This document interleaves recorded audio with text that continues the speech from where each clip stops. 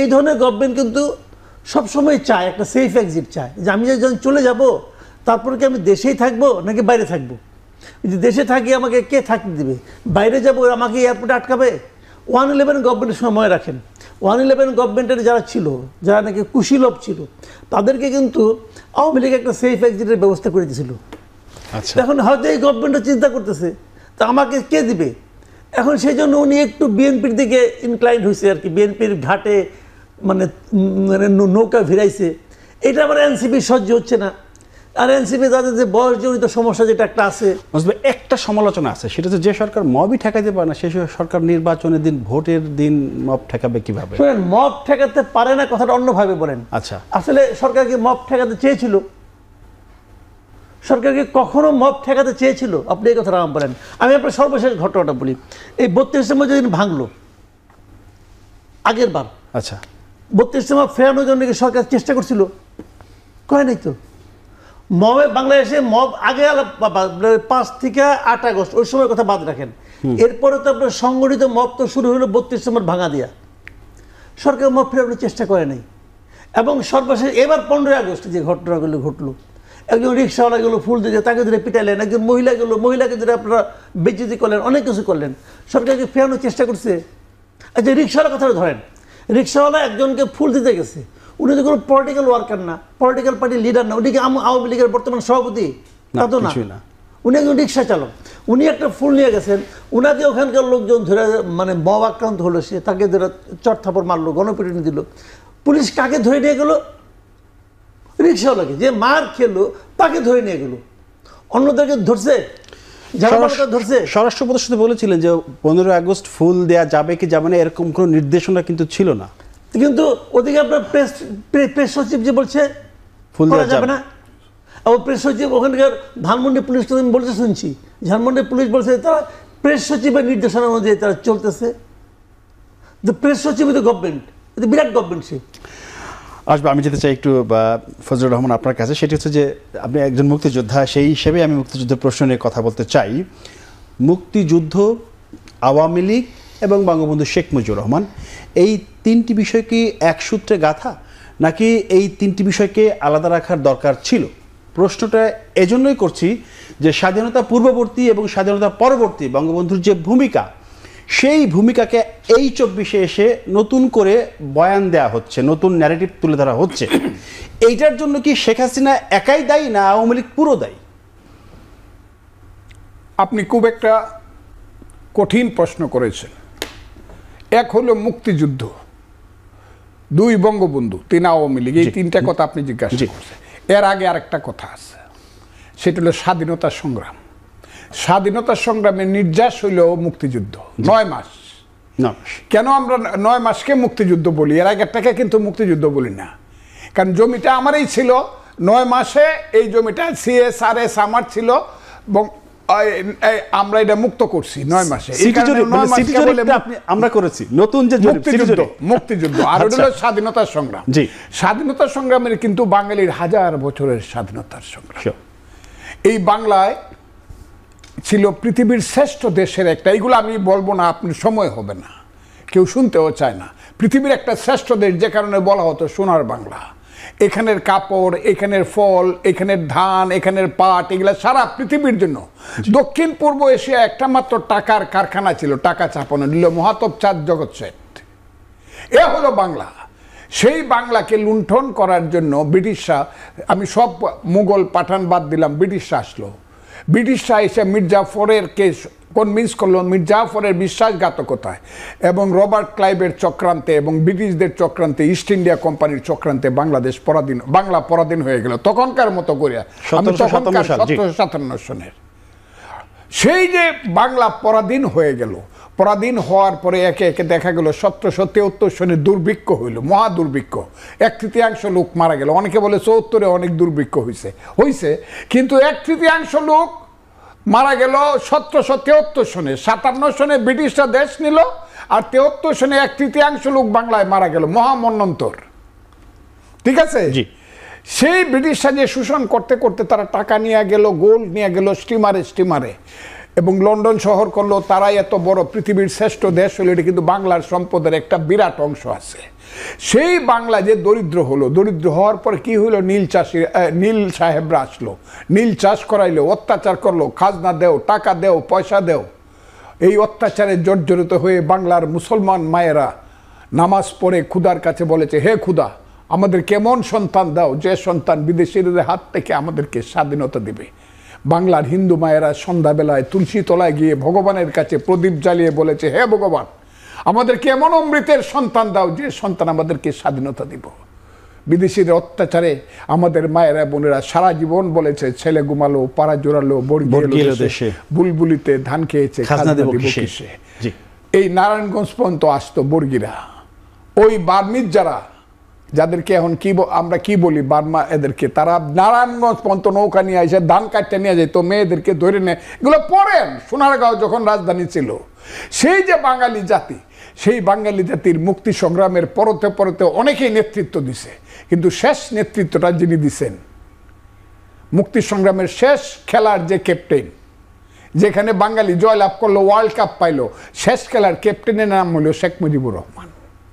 এটা যদি কেউ স্বীকার না করে, সে ইতিহাস মানে না, অথবা সে শেখ মুজিবুর রহমান বা তার প্রতি তাদের জিজ্ঞাসা আছে। কিন্তু মুক্তিযুদ্ধের ফাইনাল খেলার ক্যাপ্টেনের নাম শেখ মুজিবুর রহমান। আমি বিএনপি করে কথাটা এই কারণে বলতেছি যে আমি কথাটা 3 বার বলছি আমাদের নেত্রী, দেশ নেত্রী খালেদা জিয়ার সামনে। ওই ইঞ্জিনিয়ার্সে যখন 16ই ডিসেম্বরে বিজয় দিবস পালন করে, আমি প্রধান বক্তা, উনি প্রধান অতিথি, আমি বলছি, আমার কথাটা শোনেন আপনি। আর রাজনৈতিক নেতাদের মধ্যে মৌলানা ভাসানী, তারও আগে শেরে বাংলাকে ফজলুল হক হুসেন শহীদ, কিন্তু মৌলানা ভাসানী ডাইরেক্ট মুক্তিযুদ্ধের নেতাদের একজন, এমনকি বঙ্গবন্ধুর মাথার উপরে থেকে 57 সন থেকে এই কথাটা বইলা, কিন্তু লিডার ছিল পরবর্তী বঙ্গবন্ধু। আর যখন মুক্তিযুদ্ধ শুরু হইল, তখন সেনাবাহিনী প্রথম দিন বাংলার সেনাবাহিনী যুদ্ধ শুরু করলো। ওই পিলখানাতে বলেন আর রাজারবাগে বলেন, আর জিয়াউর রহমানের সেই 27শে March, I major Zia do hereby declare the independence বলেন, on behalf of our great leader Bangabandhu Sheikh Mujibur Rahman, সেই খালেদ মুশারফের, মেজর হায়দারের ইতিহাস। আমি আজকে বাঙালি জাতিকে বলবো, হে বাঙালি জাতি, ঘুমায় থাকো কেন, পরাধীন হয়ে যাবা। আমি বলবো, হে বাঙালি জাতি, তোমাদেরকে আমি হাত জোর করে অনুরোধ করি, ঘুম থেকে উঠিয়া ফজরের যখন আসসালাতু খায়রুম মিনান নাওম আযান পড়বে, তখন তুমি নামাজে যাও, কোরআন শরীফ পড়ো, তারপরে ঘরের মধ্যে মুক্তিযুদ্ধের গানটা বাজাও। তীরহারা এই ঢেউয়ের সাগর পাড়ি দিব রে, পথের ক্লান্তি ভুলে স্নেহ ভরা কুলে তবু মা গো, বলো কবে শীতল হব, কত দূর আর কত দূর বলো মা, বাংলার সন্তান চলো সমানে সমান। আমি কালকে মেজর হায়দার বীরুত্তম যে 35,000 মুক্তিযোদ্ধা তৈরি করেছিল, ঢাকা সহ কুমিল্লা সহ সমস্ত এলাকাতে, যে সবচেয়ে বড় লিড করেছে খালেদ মুশারফের নেতৃত্বে, মেজর হায়দারের সেই দুর্ভাগ্যজনক ইতিহাস পড়ে আমার চোখের পানি আসতেছে। আমি সবাইকে বলবো, বাংলাদেশের যত মুক্তিযুদ্ধের বই যে এলাকাতে হয়েছে, আবার পড়েন আপনারা। আর আজকের প্রজন্মকে আমি, হে বাবারা, হে আমার ছেলেরা, নাতিরা, তোমরা মুক্তিযুদ্ধের বই পড়ে দেখো। এত বড় ইতিহাস শুধু বাঙালি জাতি না, পৃথিবীর কোন জাতির ইতিহাসে 9 মাসে এত যুদ্ধ, এত রক্ত কোনোদিন হয় নাই যেটা মুক্তিযুদ্ধ হয়েছে। এখন এই আলবদর রাজাকারের বাচ্চারা বলবে দেশে কিছুই হয় নাই, আর আমরা হা হা হা আলবদর রাজাকারের বাচ্চাদের স্লোগান দিব। নো, এই দেশে মুক্তিযুদ্ধ থাকতে হবে, 71 থাকতে হবে এবং থাকবে ইনশাল্লাহ। আমি কথাটা এটা বলছি। মাসুদ কামাল, আমি বিরতি নিব, তার আগে একটু আপনি বলবেন যে হোসেন শহীদ সোহরাওয়ার্দী, শেরে বাংলাকে ফজলুল হক, মাওলানা ভাসানী, বঙ্গবন্ধু শেখ মুজিবুর রহমান এবং জিয়াউর রহমান, আমরা এই মানুষগুলোকে কেন আলাদা রাখতে পারছি না? কেন এখনো এদেরকে নিয়ে আমরা বিতর্ক করছি? ছোট করে চাই বলে সবার একটা ধান্দা আছে রে ভাই।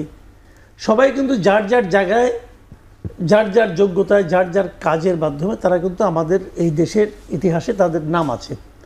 কিন্তু একজনের সঙ্গে একজনের নাম বললে, আপনি যখন একজনকে প্রশংসা করবেন, তখনই আরেকজনের নাম আনতে হবে কেন? আপনি ধরেন, একটা ছোট্ট উদাহরণ দেবেন, আমরা যখন বিভিন্ন জায়গায় খাই না, মনে করেন একটা রেস্টুরেন্টে আপনি খাইছেন, ওই রেস্টুরেন্টে খাওয়াটা খুব ভালো, যে আপনি বললেন যে ভাই অমুক রেস্টুরেন্টে খাইছেন, রেস্টুরেন্টে খাওয়া খুব ভালো, আমি সঙ্গে সঙ্গে বলা শুরু করে দিই, এইটা আর কি, আপনি ওইটার কথা বললেন না, কাল যাকে আপনি খাওয়াইলাম আমার একটা রেস্টুরেন্টের কথা। আরে ভাই, কালকে আলাপ তো হচ্ছে না, আজকে আলাপ হচ্ছে। আজকে আলাপ, একজনকে তুলে আরেকজনকে খাটো করে ছোট করে দেখানোর যে প্রবণতাটা আমরা দেখতে পাচ্ছি এখন, এটা ভালো না। যখনই মুক্তিযুদ্ধের কথা উঠতেছে, ভাই মুক্তিযুদ্ধের মহানায়ক হলো বঙ্গবন্ধু শেখ মুজিবুর রহমান, এখানে আর কোনো আলাপ নাই। এখন ওনাকে কতভাবে খাটো করা যায় এই প্রজেক্টে সবাই মাঠে নামছে। কেন? যে ওনাকে খাটো করতে পারলে তারপরে আস্তে আস্তে মুক্তিযুদ্ধটাকেও খাটো করা হবে। এখন মুক্তিযুদ্ধের শহীদের সংখ্যা নিয়ে আলোচনা হচ্ছে। একজন তো এক পাগল ছাগল নাকি বিকৃত মস্তিষ্ক ব্যক্তি, সে দাবি করে বসছে 2000 বসছে। তো এখন ও চায় যে সবাই আলোচনা করুক, ও কিন্তু এটাই চায়, ওর লক্ষ্য কিন্তু আর কিছু না। আচ্ছা, ওর লক্ষ্য এটা আলোচনা হোক। ভাই ওই সংখ্যা নিয়ে আলোচনা কেন করবো আমরা, যেটা নাকি ডিসাইডেড জিনিসটা? ও একটা আজগুবের মতো, ও মানে একটা উন্মাদ লোক, সে কি বললো না বললো তো কি আসে যায়। কিন্তু আমাদের জাতি হিসেবে আমরা এমন একটা জায়গায় আছি যেটা নিয়ে আমাদের আলোচনা করতে হবে, আমাদের আর কাজ নেই, আর কাজ আছে। এখন বঙ্গবন্ধু শেখ মুজিবুর রহমান ওনার মুক্তিযুদ্ধের যে অবস্থান, আচ্ছা উনি যখন মুক্তিযুদ্ধ শুরু করছেন, যার যার অবস্থান তার কাছে। এই মুক্তিযুদ্ধে কি ভাষা নিয়ে সাপোর্ট ছিল? ভাষা নিয়ে মুক্তিযুদ্ধ অংশ নিয়েছিল? ভাই এগুলি এখন পা মানে কি ভাষা নিয়ে আলাদা একটা স্ট্র্যাটেজি ছিল। এখন এটা কিন্তু কম্পেয়ার করার কোনো জায়গা না। কম্পেয়ার আপনি করবেন কেন? যার যার অবস্থান তার। সৌরভ যখন মারা গেছেন, এখন ওটাও এর মধ্যে আনতে হবে কেন? শেরে বাংলা যখন মারা গেছেন, এর মধ্যে আনতে হবে কেন? এই যে আনার যে প্রবণতাটা, এইটা হলো মতলব। এই মতলবের মূল লক্ষ্যটা হলো যে মুক্তিযুদ্ধটাকে কিভাবে ডিফেম করা যায়, মুক্তিযুদ্ধটাকে কীভাবে মানে কম করা যায়, মূল্যায়ন মানে করা যায়, কীভাবে এটা বলা যায় যে মুক্তিযুদ্ধ আসলে কেউ মানে আসলে মুক্তিযুদ্ধ হয়ই নাই। আমি একটা খালি সিঙ্গেল একটা কথা বলি, ছোট একটা কথা বলি। ওই যে প্রথম যখন ওই উন্মাদ বললো না যে 2000 লোক মারা গেছে, এটা শোনার পরে একজন আমাকে বলতেছে যে 90,000 পাকিস্তানি মিলা মাত্র 2000 বাঙালিকে মারলো। তো ওদের তো ওই সময় ওদের যে বিভিন্ন গাড়ি টাড়ি চলছে, ওদের পেট্রোলের খরচ ওদের বোধ ওঠে নাই। কারণ উল্টা ওরা দাবি করতে পারে যে আমরা তো আসলে আমাদের তোমরা ক্ষতিপূরণ দাও, এত টাকা খরচ করে 9 মাস তোমাদের এখানে থাকলাম, মাত্র 2000 মারলাম। তো এগুলি হলো ফাইজলামি, বুঝলেন? বিরতির পর আসে বাকি আলোচনা করতে চাই। দর্শক, একটা বিরতি নিচ্ছি, ফিরছে শিগগিরই, আশা করি সাথেই থাকবেন।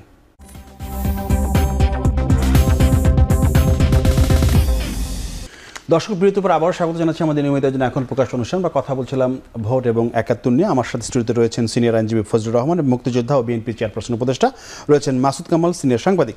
আমি একটু ফজলুর রহমান আপনার কাছে যেতে চাই, সেটি হচ্ছে যে কারো বিরুদ্ধে 71-এর চেতনা বিক্রির অভিযোগ, আবার এখন কারো বিরুদ্ধে 24-এর আত্মত্যাগ, এইটাও বিক্রির অভিযোগ উঠেছে। তাহলে আমরা নতুন যে কিছু পাওয়ার কথা ছিল, সেই নতুন কিছু কেন পাচ্ছি না, বা নতুন যা পাওয়ার কথা ছিল সেটা কেন পেলাম না? আমি আপনাকে বলি, আমি বলে গেছি যে 5ই আগস্টের ভিতরে একটা ঘটনা আছে। 5ই আগস্ট দূর থেকে যে লাখ লাখ মানুষ আসছে, তারা যে কারণে আসছে, যে চিন্তায়, আর 5ই আগস্টকে পুঁজি করে এখন যেদিকে নিয়ে যাওয়া হচ্ছে, এই দুইটার মধ্যে মারাত্মক ডিফারেন্স। এটার মধ্যে একটা মারাত্মক মুনাফিকি আছে, কথাটা তো আমি বলেই গেলাম। এই মুনাফিকির কারণে এই ছেলেরা তারা সফল হতে পারবে না এবং পারতেছে না। তা না হলে আমি অনেক দোয়া করছি ছেলেরা সফল হোক, কিন্তু এখন দেখা গেল যে না, they are not real Sirajuddaula ও real Fidel Castro or Che Guevara. এরা হলো অভিনেতা। যেমন সিরাজউদ্দৌলা সিনেমার অভিনয়ে, সিরাজউদ্দৌলার অভিনয় করছে আনোয়ার হোসেন নামে জামালপুরের একজন বড় অভিনেতা। আমরা তাকেই মনে করছি, আসলে হি ইজ নট সিরাজউদ্দৌলা, হি যে অভিনেতা। জামাত এদেরকে দিয়ে অভিনয় করাইছে 5ই আগস্টের আগে ট্রেনিং দিছে। জামাত ছিল প্রযোজক এবং পরিচালক। ওই যে 29 মিলিয়ন ডলার এই প্রযোজক এবং পরিচালকেরা বছরের পর বছর এই সিনেমাটা বানায় এদেরকে ছাড়ছে মাঠে। আমরা সবাই বিমোহিত হয়েছি এবং তার পিছনে হাজারে হাজারে লাখে গিয়া পড়ছি। তারা জয়ী হয়েছে, কিন্তু জয়ী হইয়া রিয়েলি তাদেরকে দিয়ে যে অভিনয় করেছে, তাদেরকে কিছু টাকা পয়সা দিয়ে তোরা কিছু লুটপাট করে যা গিয়া, আর দেশটা অন্যটা সব আমাদের। সেই জামাত এই কাজটা, জামাত হইলেও দেশের কালো শক্তি।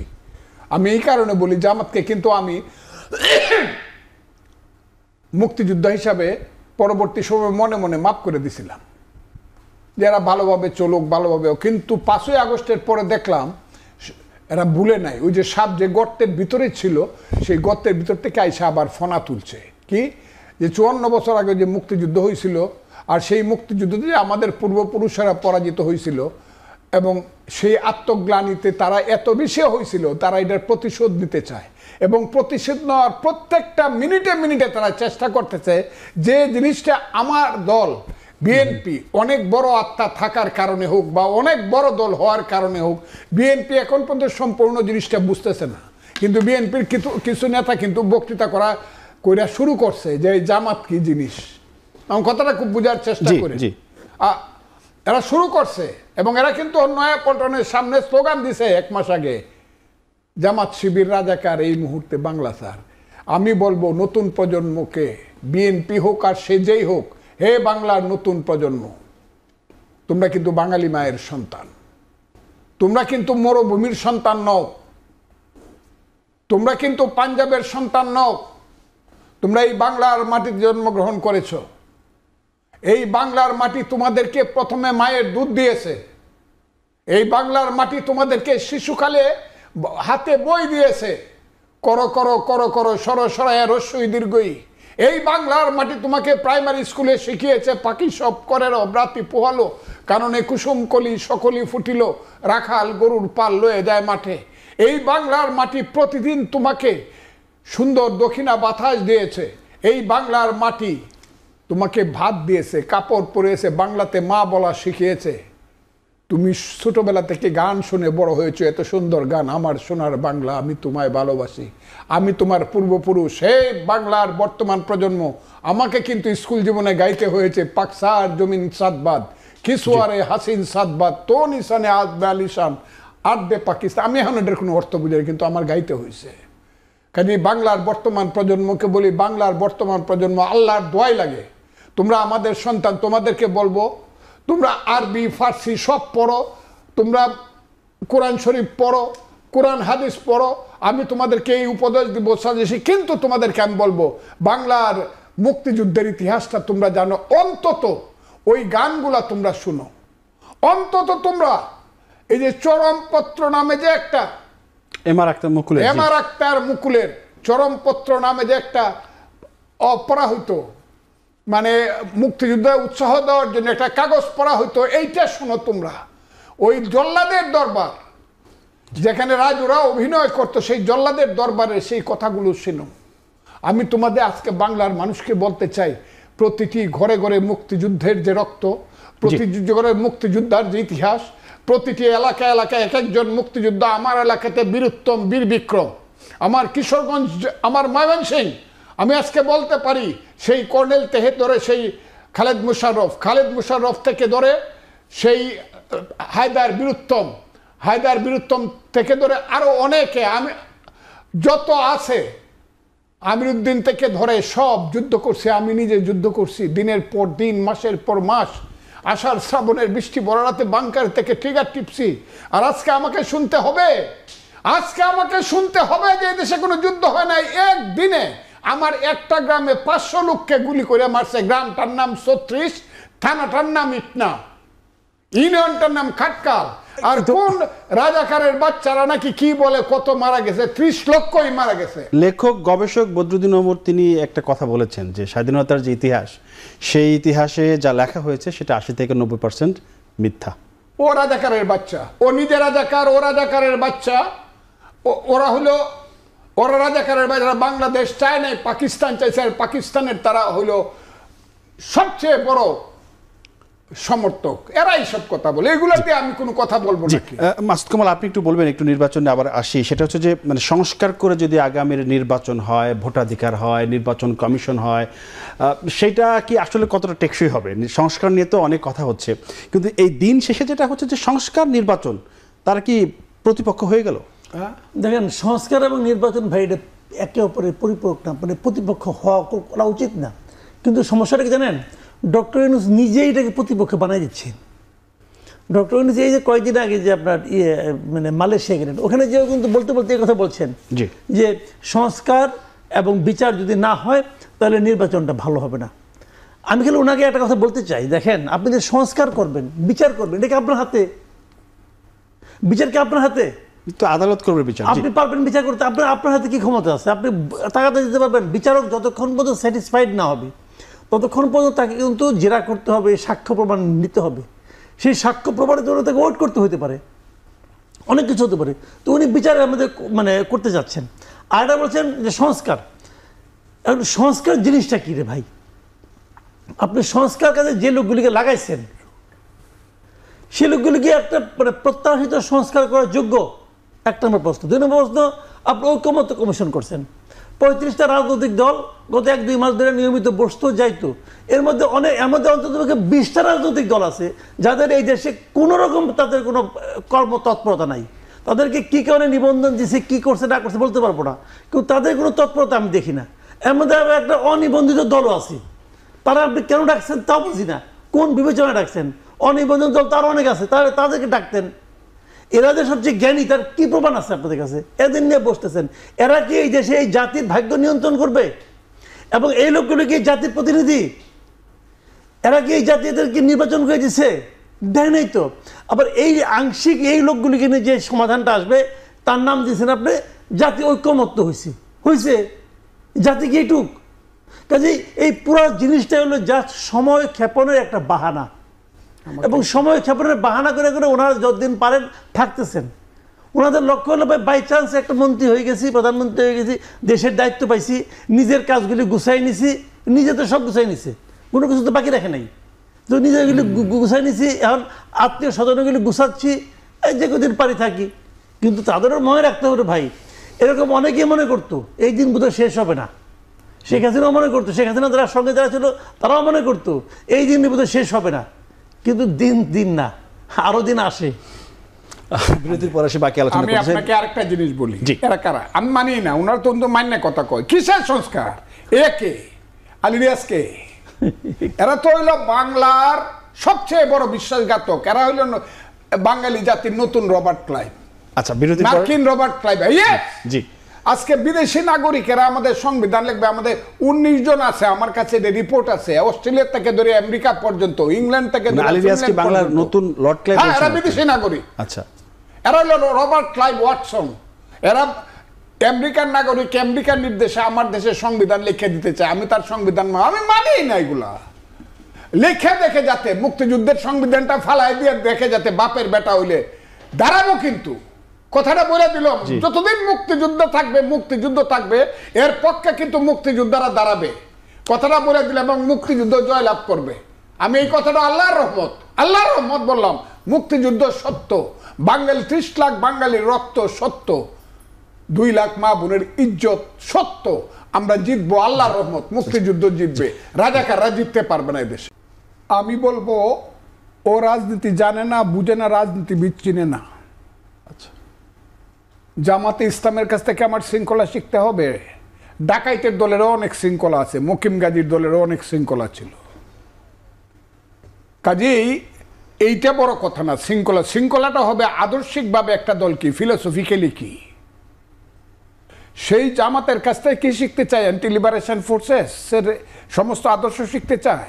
আমি তো এটা শিখবো না। সে যতই থাকুক, ডিসিপ্লিন থাকুক, ডিসিপ্লিন তো অনেক ডাকাত দল থাকে, এতে কিচ্ছু আসে যায় না। ওই যে আফগানিস্তানে ক্ষমতা দখল করছিল আমানুল্লাহরে তারাইয়া দিয়ে, তার নাম হইল ডাকাত, মরু ডাকাত, বাচ্চা ও সাকাত, তারও টিম ছিল, সাংঘাতিক ডিসিপ্লিন। এই কারণে আমার বাচ্চা সাকর শিষ্য হইতে হবে, আমার তার লাইন শিখতে হবে। আর ওই সব লোকের কথা, যাদের কথা ওই সব লোকে, এরা কোথায় যাবে এটা কোনো সে ইতিহাসে আমি এমনি বলতেছি না। শুধু আমার কথাটা হইতেছে, এখন শুনে রাখেন, একটা মুক্তিযুদ্ধের কথা বললাম তো, মুক্তিযুদ্ধের কথাই বলে যাই। আমি বলি আমার দল নিয়ে, আমার দল জাতীয়তাবাদী দল বিএনপি। আমার দল কথা বলা শুরু করছে যেদিন বিএনপি একসাথে বলতে পারবে এই আমরা কিন্তু জিয়াউর রহমানের দল। জিয়াউর রহমান মেজর জিয়া কিন্তু আসল জিয়া, মেজর জিয়া কিন্তু বাংলাদেশের আসল জিয়া। মেজর জি বাংলাদেশের মুক্তিযুদ্ধ করছে, মুক্তিযুদ্ধের জিয়া, আমি বিএনপির মতো করেই বলছি, মুক্তিযুদ্ধের ঘোষণা করছে, নিজে সেক্টর কমান্ডার ছিল, ব্রিগেড কমান্ডার ছিল, সেই জিয়াউর রহমানের দল আমরা। এবং জিয়াউর রহমানের দল যেহেতু, আমরা মুক্তিযুদ্ধের বাইরে কোনো কথা বাংলাদেশে শুনতে চাই না। আচ্ছা, যেদিন বিএনপি বলতে পারবে এই কথাটা, এই দিন এই সব ঝামেলা কইমা ইলেকশনে যাবে। কিন্তু যতক্ষণ পর্যন্ত বিএনপি মুক্তিযুদ্ধের পক্ষে সাংঘাতিকভাবে নীতিগত স্ট্যান্ড না নেবে, অতক্ষণ পর্যন্ত এই শয়তানগুলা এইসব কথা বলতেই থাকবে। কারণ তারা মনে করবে বিএনপি তো বোধহয় মুক্তিযুদ্ধ সম্পর্কে তাদের কোনো মায়া নাই, দয়া নাই, কিছু নাই, জাহান নামে যাক কাজে আমরা আগে পাকিস্তান বানায় লই। আচ্ছা বিএনপির কিছুদিনের জন্য ইরানের বনি সদরের মতো 1-1.5 বছর লিবারেল পার্টি নেতৃত্ব করবো, লাথি দিয়ে তারাই আমার আয়াতুল্লাহ খুমেনির দল আমরা ক্ষমতায় বসবো না 60 বছরের জন্য, এই ঘটনাটা তারা করতে চায়। আমি তাই মনে করি আমার দল বিএনপি যেদিন বুঝবে যেটা জিয়াউর রহমানের দল এবং জিয়াউর রহমান মুক্তিযোদ্ধা ছিলেন, আমরা মুক্তিযুদ্ধের বাইরে যাব না, বিএনপির মতো করেই মুক্তিযুদ্ধ বলুক, তখন ওরা থামবে। আর তা না হলে যে সংস্কার অপসংস্কার এরা হবে, আমি এদেরকে যারা সংস্কার তো বিদেশি, আমি তো এদেরকে মানি না। আমার দেশের যে কোনো লোক ইউনিভার্সিটির প্রফেসর নাই, আমি তো বারবার বলি যে তাজউদ্দিন সৈয়দ নজরুলরা সংবিধান বুঝে না, মনোরঞ্জন দর আসাদুজ্জামান খানরা সংবিধান বুঝে না, ওই সুরঞ্জিত সেনের মতো এমপিরা যারা বাংলাদেশ না সারা ভারতবর্ষের পার্লামেন্টের এক একটা প্রতিকৃত, এরা সংবিধান বুঝে না। ডক্টর কামাল সংবিধান বুঝে না, ডক্টর কামালের মোহর দিতে পারবে, ডক্টর কামালের ডিক্টেশন নিতে পারবে আলী রিয়াজ, এরা সংবিধান বুঝে বাংলাদেশের খালি গণতন্ত্র, সমাজতন্ত্র, ধর্মনিরপেক্ষতা, জাতীয়তাবাদ, এই 4টা স্তম্ভ থাকবে। তারপর যদি কেউ লাগাইতে চায় এটার সাথে সাংঘর্ষিক না হলে লাগাইতে পারে, আর লাগাইলে সাংঘর্ষিক লাগিলে বা এগুলো ফেলে দিলে কিন্তু বিপদ আছে বাংলাদেশে। কথাটা বলে দিলাম, খুব ক্লিয়ার। শেষ প্রশ্ন মাসুদ কামাল, আপনি একটু বলবেন যে নির্বাচন, ভোট, উচ্চকক্ষ, নিম্নকক্ষ, সংখ্যানুপাতিক, সব মিলে কি রাজনীতির সমীকরণ জটিল হয়ে গেল নাকি? না, আমি বলি আপনার একটা কথা, সংখ্যানুপাতিক নিয়ে যে আলোচনাটা হচ্ছে, এই আলোচনাটা কিন্তু নির্বাচনের ক্ষেত্রে কোনো প্রতিবন্ধকতা সৃষ্টি করবে না। আচ্ছা, কারণ এটা নিয়ে তো কোনো দলই বলে নাই কিন্তু যে পিআর সিস্টেম না হলে তারা ইলেকশন করবে না, এই কথাটা কিন্তু কেউ বলে নাই, কেউ বলে নাই। একটু একটু বলতেছে এনসিপি, এটা ইমেটেরিয়াল, এনসিপির মানে আপনার সমর্থন নাই বললেই চলে। জামাত চাচ্ছে কিন্তু, হ্যাঁ জামাত ইসলাম চাচ্ছে, কিন্তু জামাত এটা বলে নাই যে সংখ্যানুপাতিক না হলে নির্বাচনে যাব না, এটা বলে নাই। কিন্তু জামাত এটা নিয়ে রাজনীতি করতে চায়। ধরেন কালকে ইলেকশনে ডিক্লেয়ার হইলো, পাবলিকের কাছে আপনি যাবেন না, আপনি পাবলিকের কাছে কি নিয়ে যাবেন? একটা কিছু তো বলতে হবে, তখন বলার জন্য তারা একটা ইস্যু রাখলো, আমরা সংখ্যানুপাতিক চাই, এই আর কিছু না। কিন্তু জামাত এটা হয়তো পরবর্তী নির্বাচনের জন্য চাবে, ইসলামী আন্দোলন হয়তো এগুলি বলবে, কিন্তু সংখ্যানুপাতিক হলে নির্বাচনের ক্ষেত্রে এটা কোনো প্রতিবন্ধকতা নয়। আসলে নির্বাচনের ক্ষেত্রে প্রতিবন্ধকতা যেটা হবে সেটা হলো এই জুলাই সনদটা। কিন্তু এটার ব্যাপারে বিএনপির যে স্ট্যান্ড, এটা ব্যাপারে আমি সাপোর্ট করি। বিএনপির স্ট্যান্ড হলো জুলাই সনদ কখনোই সংবিধানের উপরে উঠতে পারে না। আচ্ছা, এবং জুলাই সনদকে আদালতে চ্যালেঞ্জ করা যাবে না বলে এরা যেটা বলতেছে, এটাও ঠিক না, এটাও বিএনপি কিন্তু মানতে চাচ্ছে না। এই বিএনপির স্ট্যান্ড তো ঠিক আছে ভাই। জি।